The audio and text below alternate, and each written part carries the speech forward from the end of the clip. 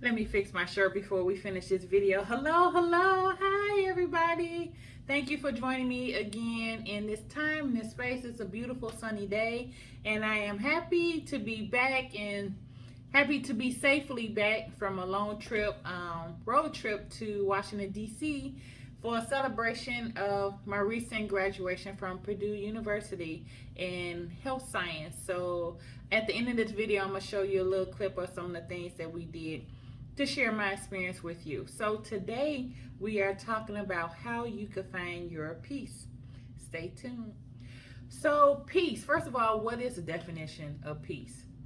When you look it up, it says a state of when war has ended, and it also says freedom of disturbance, tranquility, calm. But we're talking about the peace within, right? And that is when there is no war going on within your spirit, mind, and body.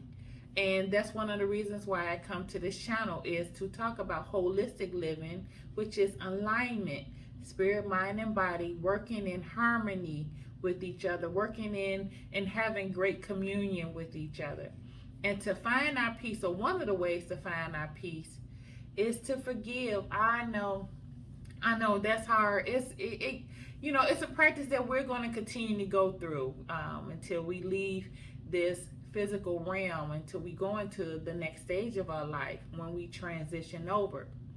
But to hold on to not forgive is to hold on to the emotions of anger, resentment, and it's not to excuse. It's not to excuse how you feel and who or what has offended you, right? It is to validate your feelings, because your emotions, your feelings are to be recognized, but to be addressed. You address your feelings, whether it be anger, sadness, and know how to transform that energy into a more positive space, right? Because negativity will come, but it's how we deal with it, right? But when it comes to forgiveness and not forgiving, we are holding on to the very thing or the action of someone, because it's usually someone that offends us, right? But we're allowing that moment to be seated within. We are allowing it to go deep within our spirit, because again, I believe that spirit is always first. It's spirit, mind, and body. We're allowing it to be seated in our spirit, to feed our mind, thus flowing through our body and allowing it to manifest and grow within the garden of our lives. But if we choose to forgive, and again, not to excuse what has happened to you, not to say that this person that has offended you needs correction, because that's usually what it is.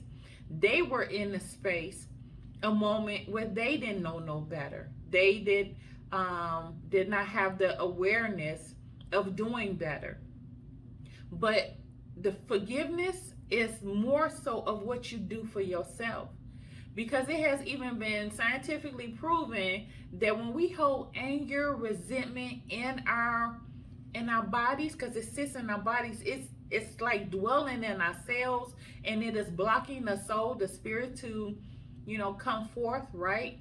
We are allowing disease, disorder to sit up in our body. We are causing more ailments to be invited into our spirit and our mind and our body. Depression and inflammation from, again, that one moment or that incident. We are setting our body on fire. And if you haven't seen the video that I had previously, I put it up in the cards of what inflammation does to the body.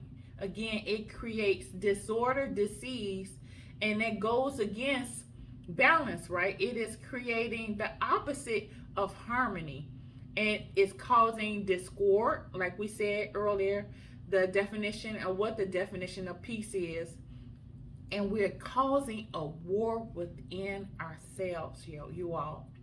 From that one moment, from that one offense, we are creating our life are steps. Oh, this person did this to me, they cut me off. And then you go home and you think about it, you dwell on it, right? And because you allow that anger and resentment to sit up in your spirit, your mind, and your body, because that's energy, right? You pass that energy within your home is acting out in your life. You come home, you're slamming cabinet doors and everything. But if we choose to do the opposite, because again, negativity will come, but what we do to it, how we react to it, is totally on us.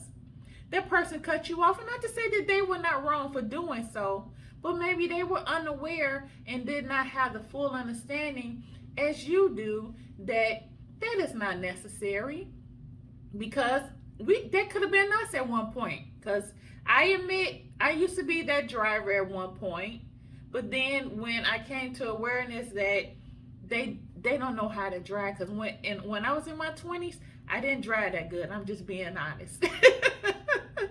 But now that I'm in a different season of life, it's a lot better. And that awareness is practice, you all.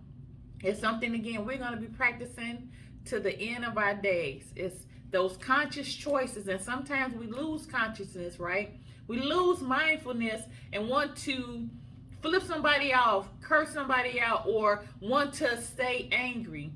But when you, again, come back to the awareness that they don't know no better.